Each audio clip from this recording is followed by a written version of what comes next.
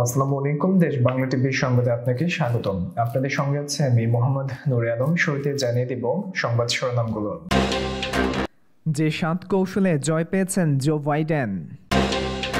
মহামারী মোকাবেলায় বাইডেনের যেসব পরিকল্পনাগুলো এবং বাইডেন ও কমলা হ্যারিসকে বাংলাদেশে সফরের আমন্ত্রণ জানিয়েছেন শেখ হাসিনা। দেশের সকল সংবাদ পেতে আমাদের চ্যানেলটি সাবস্ক্রাইব করুন। আর আপনি যদি আগে থেকে সাবস্ক্রাইব করে থাকেন তাহলে সবার আগে সর্বশেষ সংবাদ পাওয়ার জন্য এখনই বেল আইকনে ক্লিক দিয়ে রাখুন। দেখছিলেন প্রধান শিরোনামগুলো। প্রিয় ভিউয়ার্স, আমাদের ভিডিওটি দেখার আগে একটি লাইক দিয়ে ভিডিওটি শেষ পর্যন্ত সঙ্গে থাকার জন্য আমন্ত্রণ জানাচ্ছি।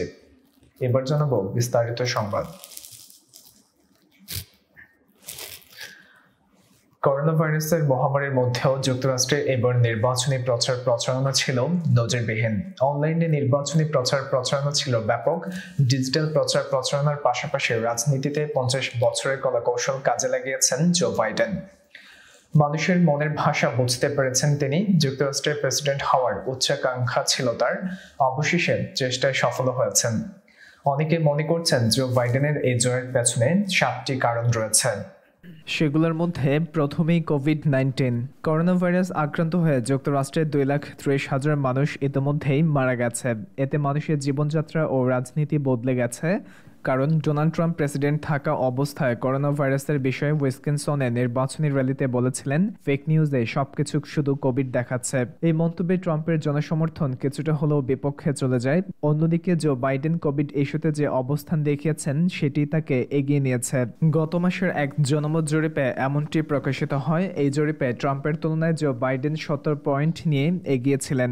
দ্বিতীয়ত, অর্থনৈতিক প্রবৃদ্ধি। ডোনাল্ড ট্রাম্প যখন যুক্তরাষ্ট্রের প্রেসিডেন্ট হিসেবে নির্বাচিত হন তখন থেকে দেশটির অর্থনৈতিক প্রবৃদ্ধি ও সমৃদ্ধির দিকে নজর রেখেছিলেন।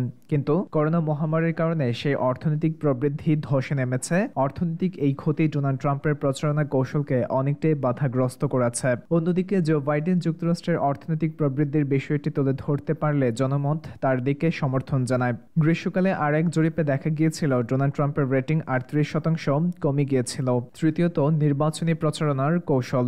যুক্তরাষ্ট্রের নির্বাচনী শুরু থেকে ডোনাল্ড ট্রাম্পের নির্বাচনী প্রচারণার তুলনায় জো বাইডেনের নির্বাচনী কৌশল ছিল সম্পূর্ণ আলাদা। ট্রাম্প যখন নির্বাচনী প্রচারণার বিতর্কমূলক বক্তব্য দিতেন তখন জো বাইডেন ট্রাম্পের বক্তব্যের বিপরীতে জনগণকে ধৈর্য ধারণ করতে বলেছেন। চতুর্থত, যুক্তরাষ্ট্রের নির্বাচনে জো বাইডেনের হিসাব কষে এগোনো।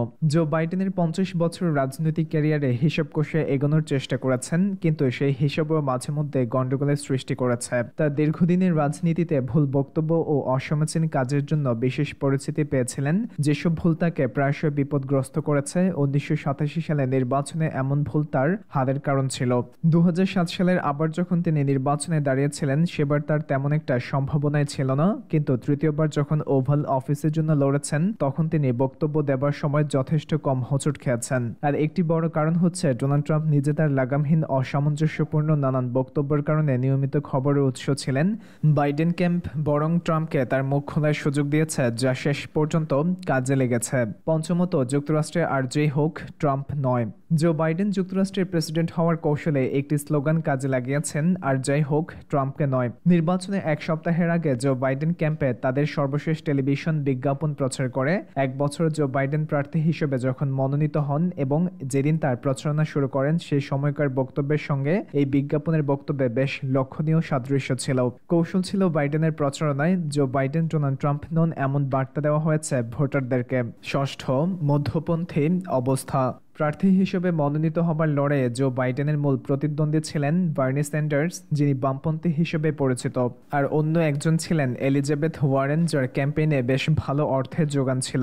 এই দুজনের যে কোনো সভায় রক গানের কনসার্টের মতো মানুষ জড়ো হতো, কিন্তু জো বাইডেন উদারপন্থীদের চাপের মুখেও মধ্যপন্থী অবস্থান বজায় রেখেছেন। তিনি সরকারি স্বাস্থ্যসেবা, বিনামূল্যে কলেজ শিক্ষা এবং ধনীদের জন্য বেশি কর আরোপ করার নীতিগুলোকে সমর্থন করেননি। এছাড়া জলবায়ু পরিবর্তনের বিষয়টি নিয়ে জো বাইডেন আলোচনা করেছেন, জলবায়ু ইস্যু নিয়ে তরুণ প্রজন্মকে আকর্ষণ করেছেন।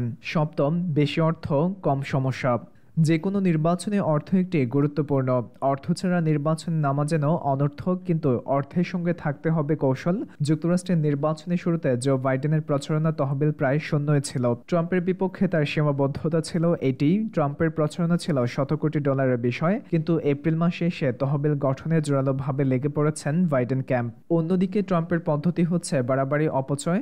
নির্বাচনী প্রচারণার শেষের দিকে এসে ট্রাম্প ক্যাম্পের চেয়ে বড় তহবিল গড়েছিলেন বাইডেন।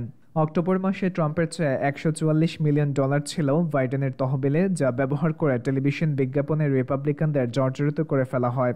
ভিউয়ার্স, ট্রাম্পকে হোয়াইট হাউসের গদি থেকে নামাতে জো বাইডেনের এই 7টি কৌশল আপনার কাছে কেমন লেগেছে আমাদেরকে কমেন্ট করে জানিয়ে দিন।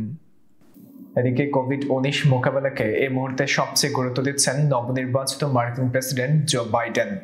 তার দল ডেমোক্রেটিক পার্টি থেকে বলা হচ্ছে, বৈশ্বিক মহামারীতে বিপর্যস্ত আমেরিকার জনগণকে আরো বেশি করোনা পরীক্ষা করা হবে। সেটি হবে একেবারেই বিনামূল্যে। তাদের মাস্ক পরা বাধ্যতামূলক করার কথাও ভাবছেন জো বাইডেন, এমনটাই জানিয়েছে বিবিসি।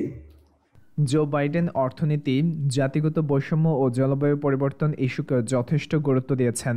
ডোনাল্ড ট্রাম্প প্রশাসনের অধীনে জনস্বাস্থ্য বিশেষজ্ঞদের পরামর্শ উপেক্ষা করে করোনা ভাইরাস মহামারীকে যেভাবে হালকাভাবে নিয়েছেন তার ব্যাপক সমালোচনাও হয়েছে। যুক্তরাষ্ট্রের রাজনৈতিক বিশেষজ্ঞরা বলছেন, ট্রাম্পের পরাজয়ের পেছনে করোনা ভাইরাস ব্যবস্থাপনায় ব্যর্থতাই সবচেয়ে বড় কারণ। তিনি শুরু থেকে মাস্ক পরাকে তুচ্ছ তাচ্ছিল্য করেছেন, নিজেও স্বাস্থ্যবিধি মেনে চলার উদাসীনতার পরিচয় দিয়েছেন। করোনায় বিশ্বের সবচেয়ে বেশি সংক্রমণ ও মৃত্যু যুক্তরাষ্ট্রে। 2,40,000-এরও কাছাকাছি মানুষের মৃত্যু হয়েছে দেশটিতে, আর আক্রান্তের দিক দিয়ে কোটি ছাড়িয়েছে। জো বাইডেন ট্রাম্প প্রশাসনের এইসব নীতিমালায় ব্যাপক পরিবর্তনের ইঙ্গিত দিয়েছেন। বাইডেন তার বিজয়ী ভাষণে একটি বিশেষজ্ঞ দল তৈরির ঘোষণা দিয়েছেন, যারা করোনা ভাইরাস মহামারী মোকাবেলায় নেতৃত্ব দেবেন। জো বাইডেন মাস্ক পরা বাধ্যতামূলক করতে চান, সকল মার্কিন নাগরিকদের জন্য নিয়মিত বিনামূল্যে করোনা ভাইরাসের পরীক্ষা ব্যবস্থা এবং সবার জন্য বিজ্ঞান ভিত্তিক নির্ভরযোগ্য তথ্যভিত্তিক নির্দেশিকা প্রচলন করতে চান। করোনা ভাইরাসের মহামারীর কারণে অর্থনীতির যে ক্ষতি হয়েছে তা থেকে ঘুরে দাঁড়াতে নানা ধরনের পদক্ষেপ ও পরিকল্পনা করেছেন বাইডেন।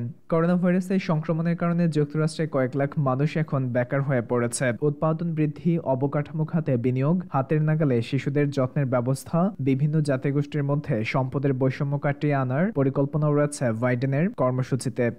ভিউয়ার্স, বাইডেন যে কর্মপরিকল্পনাগুলো হাতে নিয়েছেন, শেষ পর্যন্ত এগুলো বাস্তবে রূপ নিবে তো? আপনার কি মনে হচ্ছে আমাদেরকে কমেন্ট করে জানিয়ে দিন। এবার বিজয়ী হওয়া যুক্তরাষ্ট্রের 46তম প্রেসিডেন্ট জো বাইডেন ও তার ভাইস প্রেসিডেন্ট কমলা হ্যারিসকে অভিনন্দন জানিয়েছেন বাংলাদেশের প্রধানমন্ত্রী শেখ হাসিনা।